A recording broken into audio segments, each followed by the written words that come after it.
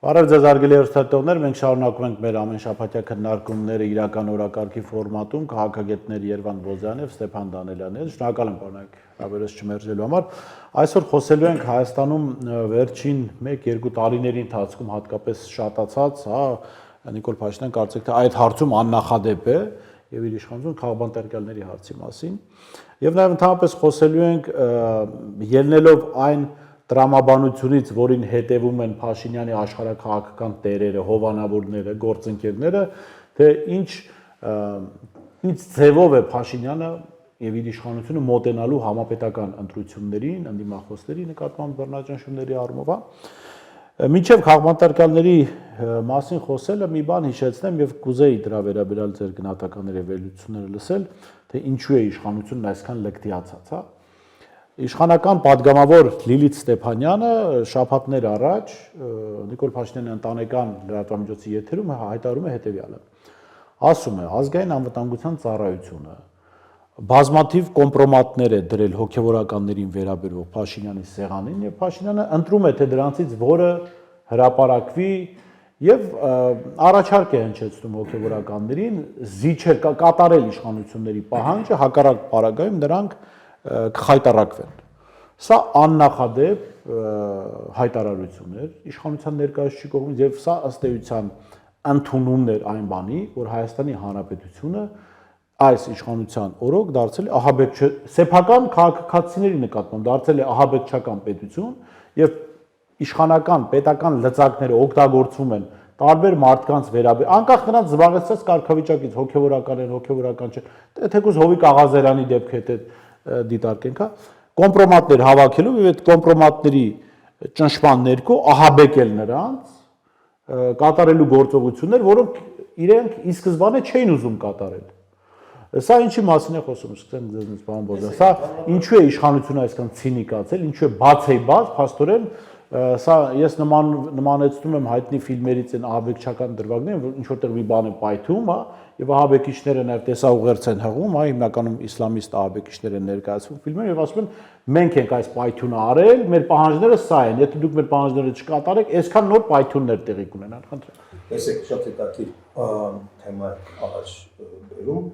Հարցը նախ սկսենք այնքանից, որ ընդհանրապես քաղաքապետարներ Հայաստանի 30 տարի մեջ բոլոր փուլերում եղել են, բայց Նիկոլ Փաշինյանի ժամանակահատվածի քաղաքապետարների որակը ֆունդամենտալ է տարբերվում արտադրական չափերի։ Ինչով է տարբերվում, տեսեք, ընդհանրապես քաղաքապետարները դա այն մարդիկ են, որոնք ովքեր պայքարում են քաղաքական պայքարում են եւ հետապնդվում են գործող իշխանության կողմից, չէ՞։ Տեր-Պետրոսյանը երբ եկավ իշխանության, այն ժամանակ հայտարարվեց, որ մենք թավշյա բնույթի իշխանափոխություն ենք իրականացնում եւ նախկին իշխանությունը չենք հետապնդում եւ նախկին կոմունիստական ռեժիմի ոչ մի գործիչ չհետապնդվեց, թեև այն ժամանակ էլ կար շուտ մարդիկ, որոնք պահանջում էին, որպեսզի հետապնդվեր կալանավորային բան, բայց սկզբունքորեն այդպիսի որոշում կայացվեց, որովհետեւ այն ժամանակ կար խաղիքավոր ամբողջ post-սովետական տարածքում եւ post-կոմունիստական տարածքում, որ թավշյա բարխատնա ռևոլյուցիա կոչվում է, թավշյա հեղափոխության տրամաբանությունը այնպեսին պետք է լինի, որպեսզի նախկինները պետքա չհետապնդվեն։ Հետապնդվեցին, բայց իր ժամանակ էլ կա, հետապնդվեցին ոչ թե մեթոդաբանական իմաստով նախկինները, որտեղ պետք է այսպես մարդկանց վրեժխնդություն ունեն, այլ սիտուացիոն քաղաքական process էր գալիս, նույնը կարելի ասել երկրորդ նախագահի ժամանակ։ Այն ժամանակ էլ ասում են նախկինները պետք է հետապնդենք Այդ մարդը փաստացի հրաժարվեց հետամտել նախկինում, դրի սիտուացիոն քաղաքապետարներ է։ Ուրեմն հեղափոխական իշխանությունը ամենադաժանն է լինում իր հակառակորդների նկատմամբ, դրա վառ օրինակը դա բոլշևիկական իշխանություններ 17 թվականին։ Տեսեք, ցարական իշխանության ժամանակ կար քաղաքապետարներ, բայց բոլշևիկների իշխանության գալուց հետո քաղաքապետարների քանակը ավելացավ ոչ միայն անկապներով, այլ որակական արտադրական մակարդակի բարձրացավ, որովհետև հեղափոխական իշխանությունը իրեն միսիոներ է զգում։ Միսիոներությունը ենթադրում է նաև հեղափոխական լուծումներ, այսինքն կտրուկ լուծումներ։ Եվ քանի որ ինքը կյանքը աշխարհը բաժանում է սևի եւ սպիտակի, իր համար սևը դառնում է վերջնական թշնամի, իսկ սպիտակը դառնում է իր պայծառ ապագան։ Դրա համար իրանք կա բոլշևիկյան սկզբունք, ասում են ով մեր հետ չի, մեր դեմ է։ Այսինքն ինքը դուք նկատեք իշխանության խոսույթի մեջ միայն ատելություն կա բոլորի նկատմամբ, ոչ միայն նախկին առաջին, երկրորդ կամ երրորդ նախագահների նկատմամբ, այլ ընդհանրապես բոլոր այն գործիչների նկատմամբ, ովքեր որ ՔՊ-ի անդամ չեն։ Եթե չհաշվենք իհարկե Արամ Զավելիչին եւ 1-2 գրպանային գործիչներին, մնացած բոլորին իրենք համարում են սրիկա, դավաճան, բան, որտեղ իրենք չեն տեղավորվում 4-րդ իշխանության, 4-րդ հանրապետության տրամաբանության մեջ։ Սա է տրամաբանությունը հեղափոխական իշխանության նույնը եղավ բոլշևիկների ժամանակ։ Բոլշևիկները եկան իշխանության, սկսեցին հետապնդել սպիտակներին, հետո կազետներին, հետո լիբերալներին, հետո վերջում անցան նույնիսկ ձախ հեսերներին, որ իր դաշնակիցներն էին։ Նույնը կարող ասել նացիստական Գերմանիայի պատմության ժամանակ։ Նացիստները, որ 33 թվականին եկան իշխանության, սկզբից հետապնդում էին կոմունիստներին, հետո սկսեցին հետապնդել սոցիալ-դեմոկրատներին, հետո սկսեցին լիբերալներին հետապնդել, վերջում եղավ եկեղեցին։ Այսինքն եկեղեցու հետապնդումը միշտ եղել է վերջում, այսինքն դա վերջն է։ Եվ բայց բոլոր իշխանությունները, բոլշևիկյան իշխանությունը, նացիստական իշխանությունը, եկեղեցու շուրջ որոշակի ինչ-որ կարծիքից է ունեցել, որտեղ տեսեք ընդհանրապես եկեղեցին դա մրցակից է ցանկացած հեղափոխական իշխանության։ Բոլշևիկները կանոն էին նոր եկեղեցի, կոմունիզմը, չէ՞, կառուցում։ Կոմունիզմը դա մրցակից էր քրիստոնեությանը, ուղղափառ եկեղեցու։ Եվ քանի որ ավանդական եկեղեցին մրցակից էր կոմունիզմին, իրենք պետք է վերացնեին։ Նույնը կար նացիստական Գերմանիայում։ Նացիզմը, ռասայական գաղափարախոսությունը, քանի որ հակասում էր քրիստոնեական արժեքներին, որտեղ նացիստական Գերմանիայի մեջ պետք է արիականություն քարոզեր, որ երկրորդ դերոս սորտի մարդկանց պետք է կոտորեին, եկեղեցին չէր կարող, չեն ընդունել դա։ Դա համար իրենք դին հետապնդել եկեղեցու։ Հասկանում եք, բայց նույնիսկ Իրաք ինչ որ իմաստով տորմուզներ աշխատեց եկեղեցու հետ կապված։ Իրենք բոլոր իրենց բանը համակենտրոնացված ճամբարներ ստացին, եւ բոլշևիկները, եւ նացիստները, եւ համակենտրոնացված ճամբարներում հայտնվեցին իրենց բոլոր քաղաքական հակառակորդները։ Բայց նույնիսկ այդ պարագայում եկեղեցու շուրջ ինչ որ կարմիր գծեր էր աշխատում։ Հիմա այս իշխանությունը 21-րդ դարի տրամաբանության մեջ իհարկե ավելի մեծ տարբերակով նույն քաղաքականությունը տանում։ Տեսեք, ինքը բոլորին հայտարարվեց թշնամի, ռուսական ագենտ կամ չգիտեմ նախկիններ կամ չգիտեմ ինչ, բացի իրանցից։ Եթե դու քպրական չես, ուրեմն դու կամ սերժական ես կամ քոչանական ես կամ լևոնական ես կամ ռուսամոլ ես կամ ռուսաստրուկ ես կամ չգիտեմ ինչ ես։ Հասկանում ես։ Իր մտածողությունն է այդպեսի, ինքը ձևավորել է այդ աշխարհ, որտեղ ասում է, եթե ես ԿՊ-ի անդամ չեմ, ուրեմն ես թշնամի եմ։ Այդ մարդու մտածողության պարագայում ինքը չի կարող չունենալ մեծ քանակությամբ քաղաքականներ։ Հասկանում ես։ Եվ ավելի կարամ ասեմ, եկեղեցու վրա հարձակում ոչ առաջին, ոչ երկրորդ, ոչ երրորդ նախագահի ժամանակ այդ կարծիքը ոչ մեկ չի անցել, որտեղ իրանցից ոչ մեկն էլ հեղափոխական բնույթի իշխանություն չի եղել։ Այսինքն իրանք չեն եղել այն միսիոներականության մեջ, ինչպես որ կա այսօրվա իշխանությունը։ Տեսեք, նույնը կարող ասել Սաակաշվիլիի մասին։ Սաակաշվիլին, որ եկավ իշխանության, նույն մոդելով, ով Սաակաշվիլի կողմնակից չէր, իր թշնամին էր։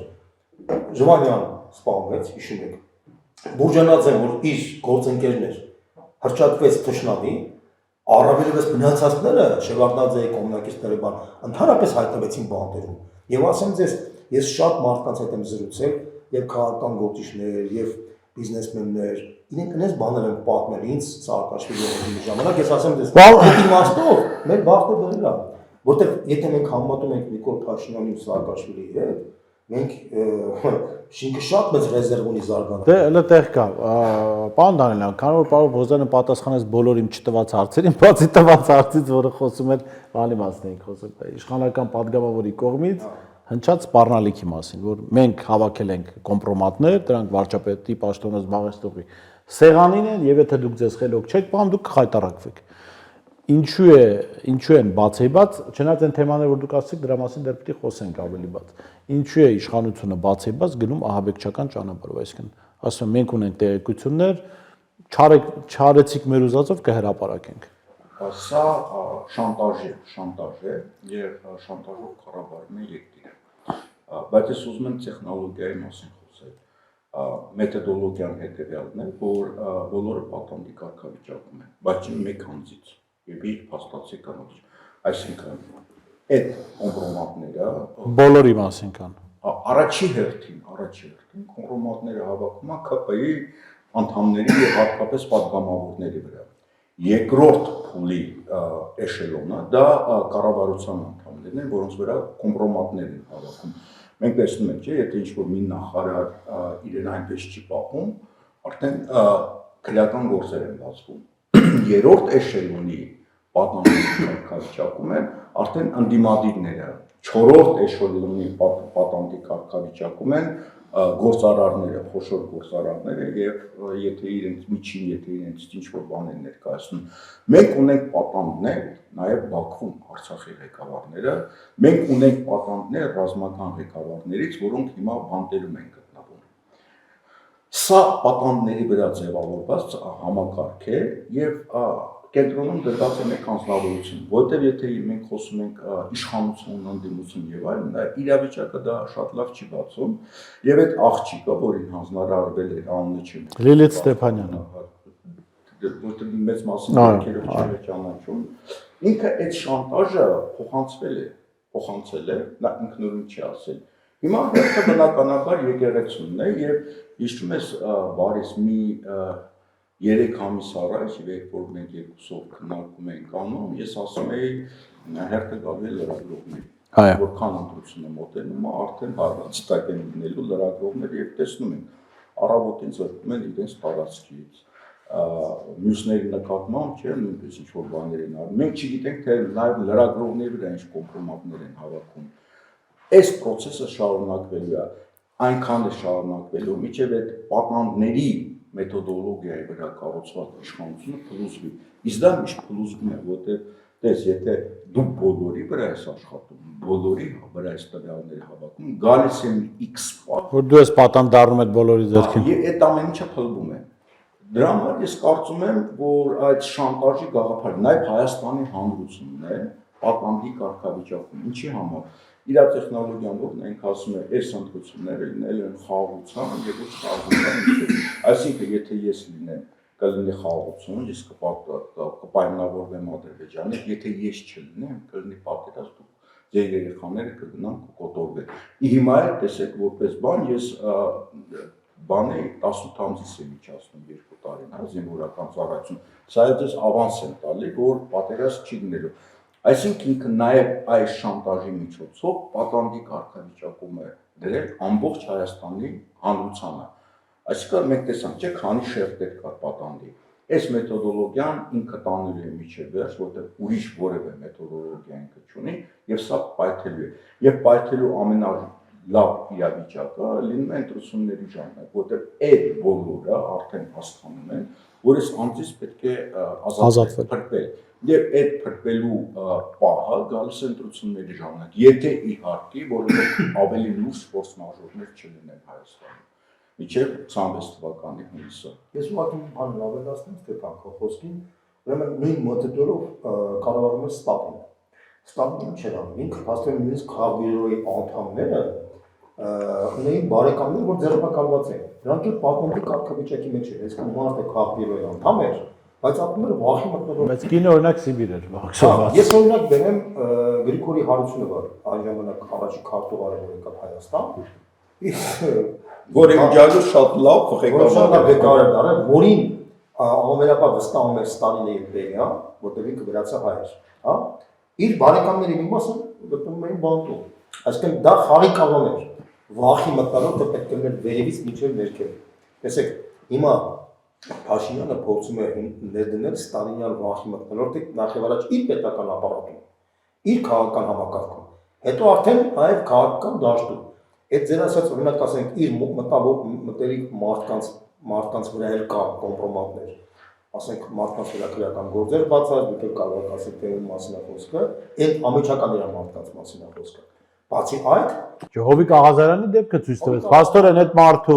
ինչա որ իր SMS-ին չէր ենթարկվել, այդ մարդու անձնական սեռական կյանքը հորինած էր, հորինաշրջը, չգիտեմ, ասեցին տարբեր պատմություններ, ոչ հրապարակային մակարդակով նման կոմպրոմատներ հավաքում են նաև մնացած Չէ, ի պատիվ Աղազարյանը ինքը դարձրեց հրապարակային, չկոտրվեց այդ կոմպրոմատը։ Ոչ հրապարակային մակարդակով բոլորի վրա ինքը բանը կոմպրոմատները հավաքել է։ Հիմա այդ մեթոդով ինքը փորձում է աշխատել նաև քաղաքական դաշտի վրա եւ փորձում է աշխատել նաև եկեղեցու վրա։ Պատկերացնում եք նոր Հայաստան կառուցողը ինքը փաստացի ուզում է կոմպրոմատների հիման վրա ստեղծել նոր հոգեվարականներ, այսինքն կոմպրոմատի վախի մտնոլորտում ես ուղղակի ուզում եմ մեր ժողովուրդը պատկերացնի, Դե մենք ինչ ողբերգական միջակի մեջ ենք հայտնվել, դե խաբեությունը ուր աստիճանի հասել։ Եվ ասել երկու բան եմ ուզում ավելացնել, քանի որ դու Ստալինի օրինակը վերեցի, իսկ ինչպես ավարտեց իր կյանքը Ստալինը, որտեղ բազմաթիվ նյութեր կան, որ Ստալինը թունավորել է եւ մի օրից ավել ոչ ոք չէր մտնում իր սենյակը, կամ վախենում են, կամ նման հրահանգիր տվալ։ Այսինքն այս պատանդների համակարգը կոմպրոմատների վրա, վախի վրա վերում են նրան, որ այս մարդուց արդեն բոլորը, նաև իր մոտ շրջապատը ցանկանում է ազատվել։ Այսինքն սա շատ կարևոր օրինակ է, որ բոլորի համար պետք է պարզ լինի, թե այս անձնավորության ավարտը ինչպես կարող է լինել։ Ես շատ մարդկանց եմ ճանաչում, ստորին եւ նույնիսկ միջին էշելոնի մարդկանց, ովքեր որ պես իշխանության մաս են կազմում, բայց որոնց վրա կա քրեական գործեր, որոնք այսպես ասած քրեական գործեր կա, բայց չի աշխ։ Քպական գյուղապետներ, համայնքապետներ, քաղաքապետներ, որից մարդ կա 7 հատ քրեական գործ է բացած։ Բայց ինքը կարկառում քպականա ինքը խոսում է, բայց երբ որ կուլիսներում խոսում ես, հետո ինքը լացում է։ Ես հետաքրքիր մի արձանագրում արեցի, նակել բերել, հետո խնդրեմ։ Ստալինի ժամանակ ամենահայտնի դեպքը Մոլոտովն էր, չէ՞, որ կնոջը կամ Կալինինը Վարաշիդովին որ ուզել են կնոջը տանել, ասենք միակ մարդը, որ դիմադրել է, չէ՞։ Ինչու ոչ Նիկոյանի մասին կարող ասել։ Իսկ հիմա ում հարազատների վրա քրեական գործ բացված։ Իր համար մեկ աջակիցներից մեկի ազգային ժողովի նախագահի։ Ուրեմն հետաքրքիր մի բան արձանագրել էի օրերս եւ դրա մասին ուզում եմ անգամ խոսել, բայց լավ առիթ դարձավ հիմա խոսենք։ Ուրեմն ես մի օգու էի ֆիքսել, որը ասում են հայտնի շախմատիստ է Դավիթ Քալաշյան, գյումրեցի, որը ամենակեղտոտ ձևով մասնակցում էր եկեղեցու դեմ արշավին, Սամվել Կարապետյանի դեմ արշավ, ընդհանրապես Նիկոլ Փաշինյանը ինչ անում էր ինքը զա, ցեմենտնի զավոդ յա, միասյոկոմբինատ յա, այդ տրամաբանությունը, եւ ասում այս մարդուն ինչ եղել, ինքը շախմատիստ, հաստատ կարար ինքն իր հացը վաստակել էլի, այստեղ ինչ որ անձնական խնդիր կա։ Եվ օրերս իմացա, մարդը փաստորեն վրան ուներ քրեական գործ կախված, եւ հիմա կալանավորված է, հիմա բանտից նամակներ է գրում ռուսաց թագավորին, Նիկոլ Փաշինյան, դու չգիտես, այս անարդար նախկինների դատարանը ինձ բանտարկել է, փաստորեն ինքը իր վրա քրեական գործ ուներ, եւ այդ քրեական գործն էր ստիպում, որ ինքը եկեղեցու դեմ այս զրպարտությանը մասնակցի, անդիմախոսների դեմ մասնակցի, եւ այս պատուսում է դա ցույց տա։ հենց սրա մասին էի ուզում, ես ուզում էի, որ յուրաքանչյուր այն մարդ, որը ամենակեղտոտ ձևով մասնակցում է Փաշինյանի անդիմախոսների, եկեղեցու դեմ, հա, արցախցիների դեմ բաների, քարոզչության, կեղտոտ աշխատանքի մի փոքր ուսումնասիրում, ստանում ես ինքը անձնական խնդիր ունի։ Այսինքն ինչ որ պատճառ կա, որ իրեն դրանով դրթում են աշխատել, անել սրիկայական գործ։ Դուք իսկ մի բան ասեմ, ընդհանրապես այդ բոլշևիկյան մտածողությունը բնորոշ է մարդկանց շատ փոքր քանակի մարդկանց։ Նույնիսկ էլիտայի մեջ 1-2%-ի մասին է խոսքը, իսկ հանրության մեջ շատ չնչին տոկոս է։ Եվ այդ իմաստով, որպեսզի դու կարողանաս պահես պետական համակարգը, դու պետք է վախի մտորը սարքես։ Եվ այդ իմաստով ես կարող այդքան ոչ պոպուլյար բան ասել։ Ես նաև չգիտեմ, իմ ընկերներին ասում եմ եւ իմ ընկերների մոտ դա նորմալ է ընդունում։ Մենք պետք է ազատագրենք 26 թվականին ոչ միայն այսօրվա իշխաններին, պետք է շարքային քպականներին պետք է ազատագրենք, պետական ծառայողներին պետք է ազատագրենք, որտեղ այդ մարդիկ են ազատվելու։ Եվ դրա համար շատ կարևոր է, որ մենք այդ համերաշխության մթնոլորտի մեջ իրանցել ընդգրկենք, որից այդ շատ կարևոր խնդիր է, որտեղ այդ մարդկանց շատերը չեն ճանաչում, շատերը մտածում են պիտակավորելով, որ քանի որ այսօրվա իշխանությունն ուրեմն ինքը պետք է պատասխանություն կրի, որը ճիշտ չի։ Եվ այդ իմաստով շատ մեծ այն ինչ որ կատարվեց նույնիսկ ասա մենակ Հայաստանի Չէ, անպատասխանատվության մթնոլորտ էր չպիտի լինի, բայց ամեն մեկը իր արածի համար պիտի պատասխան տա։ Ի վերջո արդարադատության հիմքը դա է, որ ամեն մեկը իր արածի համար բանել ասեն, օրինակ, տեսեք, օրինակ ասենք, միգուցե նույնիսկ ոչ պոպուլյար բան եմ ասում։ Պատերազմներ են, չէ՞, պատերազմների ժամանակ տեսնում եք հիմա այս ռուս-ուկրաինական այդ առաջարկի մեջ կա ամնիստիայի խնդիր համընդհանուր, չէ՞։ Որը տրամաբանական է, դա, եթե դու դա չես դնում այդ գաղափարը, դու չես կարա թավշյա ճանապարհով բան փոխես։ Ես քեզ հարուտ որպես քաղաքագիտական դասագրքային ճշմարտություն եմ ասում։ Մինչև մենք չգիտակցենք, որ վրեժխնդրությունը չանալու մեզ դեպի պայծառ։ Խոսքը վրեժխնդրության մասին չէր ամենևին, խոսքը նրա մասին էր, որ այնուամենայնիվ այս պետության հետ տեղի ունեցել աղետ, Այո։ եւ աղետի օբյեկտիվ պատասխանատուները, օրինակ, ես մի բան ասեմ, որ պատրաստ եմ նաեւ դրա մասին առանձին ելույթ ունեմ։ Եթե եկող իշխանությունը, ցանկացած իշխանություն, Արցախի հանձնման համար չհետապնդի Նիկոլ Փաշինյանին, բայց հետապնդի Ալեն Սիմոնյանին, Տիգրան Ավինյանին, ես կամենում որ դա քաղաքական հետապնդում է, որովհետեւ Տիգրան Ավինյանն ու Ալեն Սիմոնյանը առաջին որոշում կայացնողը չեն եղել։ Այսինքն, այս տրամաբանությամբ պիտի մոտենալ, որ այո, վրեժխնդրությունը պիտի բացառել, որտեղ ոչ թե պիտի բացառել, որ դա լավական վատ է, այլ վրեժխնդրության մտաբախություն իրենց ստիպելու է կործանել այս պետությունը։ Այո, այո։ Ուրեմն քանի որ մենք սովետական միությունից օրինակ վերեցինք, երբ որ 90-ական թվականներին, երբ որ արխիվները բացվել են եւ մարդիկ կային, որոնք ուսումնասիրում են արխիվները, ասում են այն նայեք Ստալինի իշխանված մարդիկ, որ իշխան ասում դոլարների միլիոնավոր մարդիկ են զոհվել, բայց ասում են այն միլիոնավոր դամոսները Դա դրանք ովքեր են գրել։ Լավ Ստալինը չէր գրում, շատ դեպքերում նույնիսկ Ստալինն է, որ մարդկանց փորձում էր ազատել։ Հիմա մենք քանի որ խոսեցինք պատանքների համակարգի մասին, ուրեմն այդ ինչ կա, ուրեմն հանրության միած շերտ կա,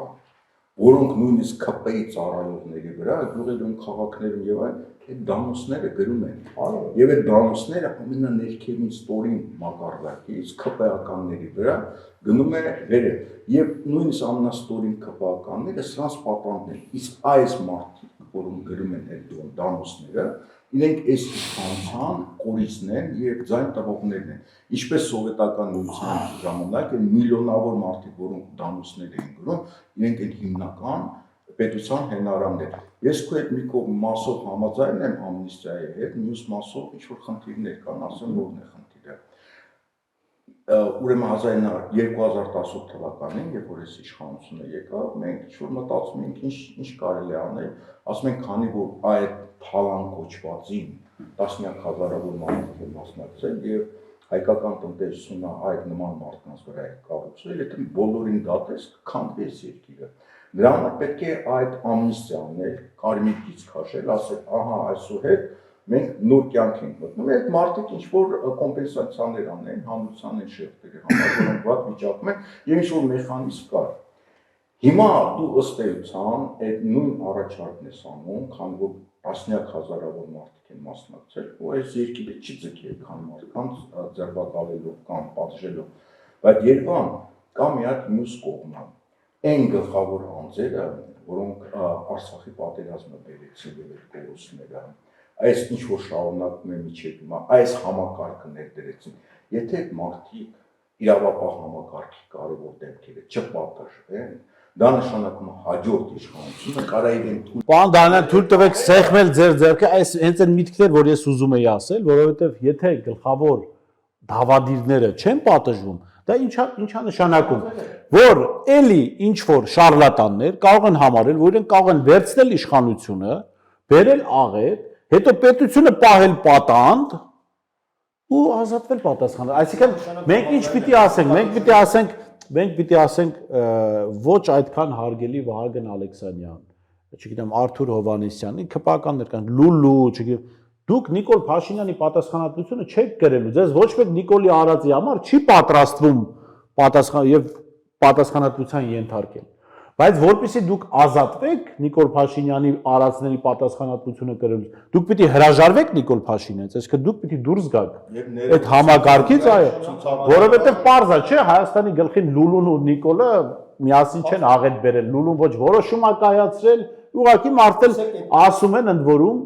օրինակ այդ մարդու անունը ինքն էլ ինչ որ իր հետ կապված նյութեր կան, բաներ, կոմպրոմատներ կան, ես չգիտեմ որքան են ճիշտ սուտ, բայց հիմա այդ մարդն էլ կարող է պատանդա Նիկոլ Փաշինյանին։ Այստեղ գլխավոր դեմքերն են կարևոր։ Օրինակ էլ վերեմ, Բորիս, ուղղակի ես կուզեի, որ սա նաև մեսիջ լիներ այն մարդկանց վրա, ովքեր որ դամոսներ են գրում։ Տեսեք, այն մարդիկ, որոնք լավ գիտեն Ստալինյան ռեժիմը ոնց էր աշխատում։ Ուրեմն Ստալինյան ռեժիմը չէ ՆՔՎԴ-ի բենդային հասնելը, դուք գիտեք սկզբից կար Յագոդան, հետո Եժովը եւ իրաց սաղթիները։ Բոլորը գնդակահարվել են։ Բոլորը։ Այսինքն իրականում 37 թվականի ամբողջ ռեպրեսիվ համակարգը իրականացել են Յագոդան եւ Եժովը։ Բերյան վերջին մահեկը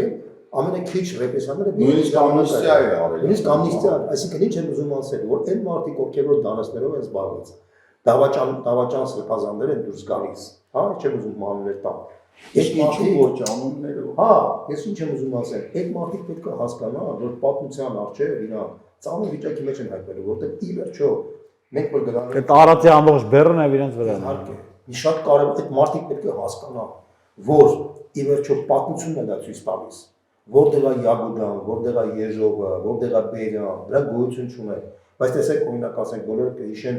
Գրիգորի Հարությունյանին, Արամ Խաչատրյանին, Ավետիք Իսահակյանին, իրանք հավերժ կապրեն, հասկանաք ինչ նախնդիրը։ Թե Եժովին էլ են հիշում, բայց հայում են նրա շիրիմը, այսինքն իհարկե, թե չէ հիշողներ կան Եժովին։ Ստեղ տեսեք, Վան Դանիելյան ասել, համա, բայց այդ մի անգամ մարդը, որ ապրում է, պետք է նենց անի, որ իր սերունդները, որ ապրեն, չամանչեն իր անունը։ բայց մի բան հասկանալի է, բան ոզը, մի բան հասկանալի է։ Հոգևորականների նկատմամբ ինչպես ես ինչի հաղորդումը սկսեցի հենց այդ Լիլիթ Ստեփանյանի падգամավորի